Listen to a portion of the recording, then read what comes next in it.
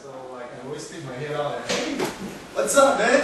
Right? So imagine this scenario. Okay, I go to Audrey's birthday party, right? And I'm like, hey. Hi. But instead, if I play like a robot, it goes dong dong dong dong dong dong dong dong. Okay, I'm still kind of feeling it. So the problem is, okay, after I develop this, it's kind of difficult to actually completely go unless I play a MIDI track.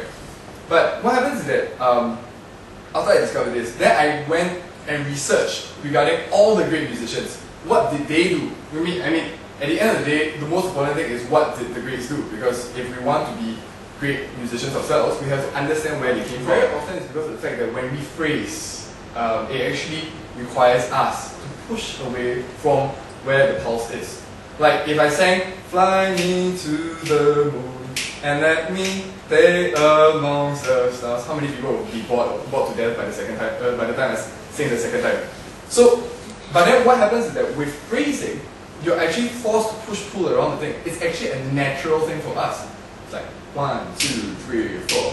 Fly me to the moon and let me play amongst the stars. I mean, see how far I'm behind? Even though it feels like it's on the beat, if you're hearing it, it feels like I'm doing crotchets sometimes, but at the same time, it's never on the beat. It's actually always off it. It's always off the pulse. That is exactly when I discovered, hey, does everyone do that? And is that the basis behind all good music? Actually, apples and oranges. Dance music is a functional music. It has a purpose for dance. And even when jazz was a functional music, a dance music, it had a much different pulse than it has now. Now jazz and classical music tend to be absolute music. They exist only to be music. There's not really a goal. Nobody's expecting them to dance to it or do anything else with it. And so the purpose has a whole lot, is a completely different thing. So the pulse he's talking about is a much different thing than the pulse that we expect in dance music, because the dance music has to have that pulse, otherwise people don't dance. It was the most amazing entry-level job to get to know the music business. And I was in the music business. I was working at Warner Brothers in New York City, smack in the middle of my target market.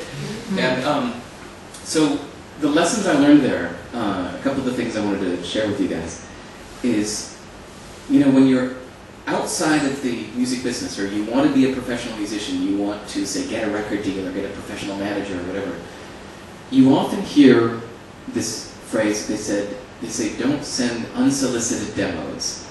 And they don't really explain what that means. But what you find out is that all the people, whether it's a manager, a booking agent, a record label, they're already packed solid with the people that are already their clients. Then years later when I started CDBaby, and now all of a sudden I was that guy that was on the receiving end of everybody wanting to talk to me, and it was just too much, and I had the best of intentions, and I had a massive email box, and sometimes I would have to do that email bankruptcy thing where you just kind of select all the leads. So there were some people, I'm sure, over my kind of like 10 years at CDBaby, that sent me an email once, and then they didn't hear back from me, and to this day they still probably tell everybody that I'm an asshole.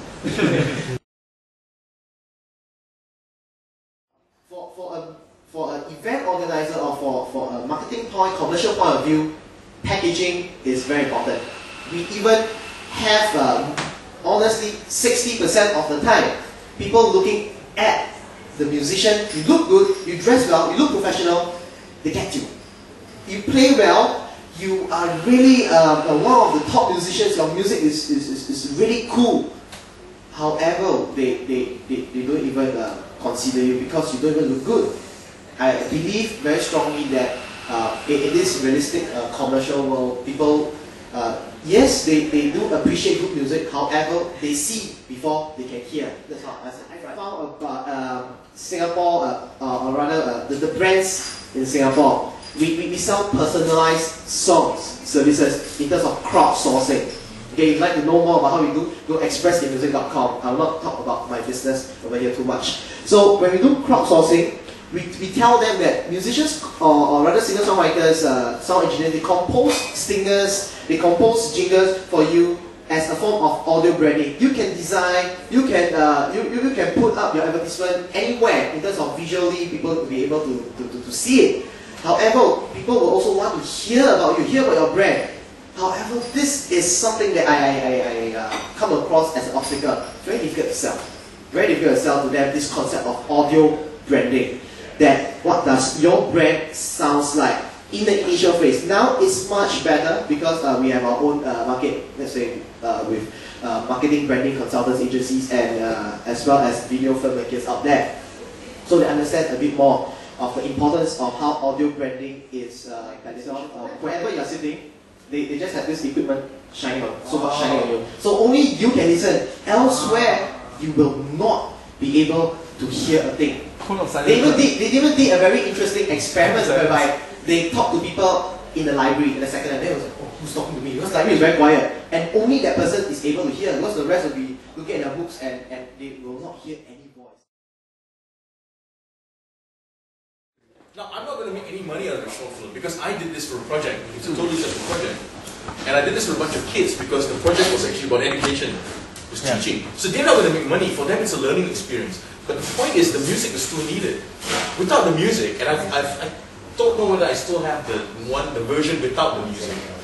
But but my point is, if you do get a chance to play, to watch the film someday, without the music, and then you watch the version with the music that we used, you'll see a massive difference. And it's the same film. In that industry, there's no real benefit to writing music to your score. Makes sense. Now, if you're interested in being a film composer, then you do it because you need it part of your portfolio. Makes sense. But ultimately, even that portfolio is only going to do just a little bit for you. You've really got to know somebody to get into that business. I think that will apply in every other area of music, right? It probably helps, yeah. But I mean, the film industry in particular is really tough. I have a feeling. I know where he's trying to get at because he wants to have kind of original tracks for the film itself, such that wherever you bring it, you don't ever have to worry about copyright. You don't have to worry about anything. Instead, he's willing to pay the money so that you can get. He's not willing to pay the money. Because these are projects that are made by students, right? Not by short films are mostly students. If possible, obviously for free. Have a chance to really make a difference in the way countries develop. And they can create a population that is remarkable. Okay? But what's missing in the developing countries?